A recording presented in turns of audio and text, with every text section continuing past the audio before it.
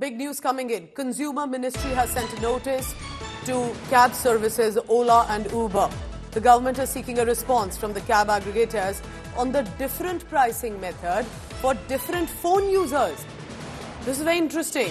Do Android phone users and Apple iPhone users, for example, have different pricing methods? And does Ola and Uber also differ in their methods of pricing, and why?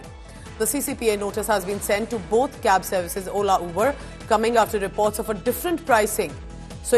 And possibly within Androids as well. So for example, if there are different phone models, reports have surfaced that the pricing would be different.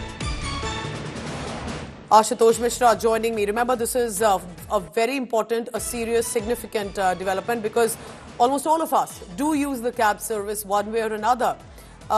Ashutosh, you tell me, what is this specific notice by the Consumer Ministry? What does it intend to do, and why this question is coming up in the first place?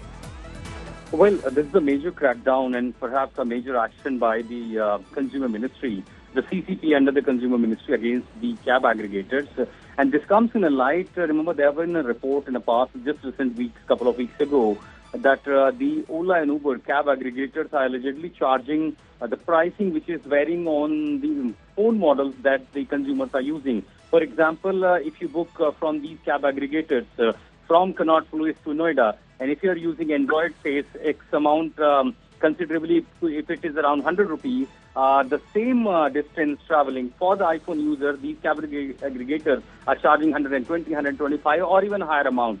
So on these variables, depending on the phone models that the consumer is using, is somewhere against the, in the interest of the consumers, and also on the Indian law. And looking on those complaints, the CCPA has sent a notice to both Ola and Uber and has sought a response on this, whether they are using this method, whether the consumers are being charged based on the model. Because remember, not all the consumers are using iPhone as looking at the cost. Mostly, majority of the people using cheaper Android phones. And in that case, this goes against the interest of the consumers. And that's why the notice has been sent to both, where the CCPA has sought the response from these both major cab aggregators. Very important, because this is often, remember, based on a trust method, that there is solid calculation being done over this, only for people to realize that possibly not just a difference within among the Apple and iPhone users and Android users, but possibly even in phone models, it can be slightly different.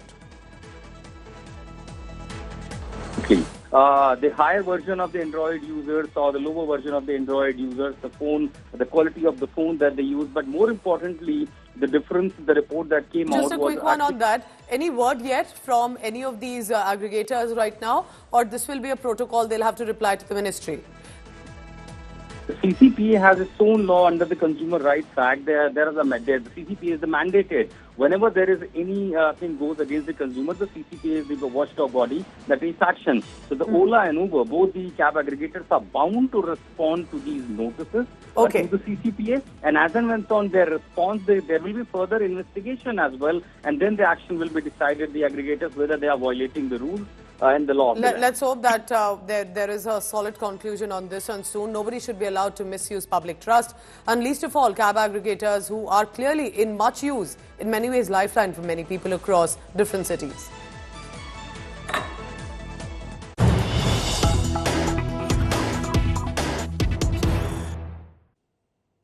An attempted moral policing by some of the Ram Sene group members in Karnataka. There was a massage center where some of the Ram Sene group, a Hindu right-wing group, launched an attack on a massage center near KSRTC in Mangaluru. This, remember, happened earlier as well in different clubs and pubs, where the Ram Sene would just barge in and even drag out young women who they feel either were not wearing proper, decent clothes in courts, or were not showing appropriate behavior.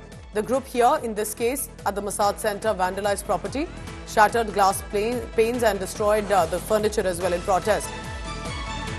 It's become the focus of their demand. They want the massage centers to be shut down across Mangaluru. Now, the police are investigating further details. Remember, if there was any concern, the police should have been informed. What gives the right to any of these group members, for whatever reason, even if they believe that the reason is very valid, can they just barge into any private property and start to target and attack it? So these are the visuals coming in from Mangalore, where, remember earlier as well, the Ram Sene group members believe that they do indulge in this moral policing, what needs to be appropriate behavior. And earlier, if it was clubs and pubs, this time, this is, we are told, a massage center. They're asking for massage centers to be shut down and now targeting and damaging all the property there.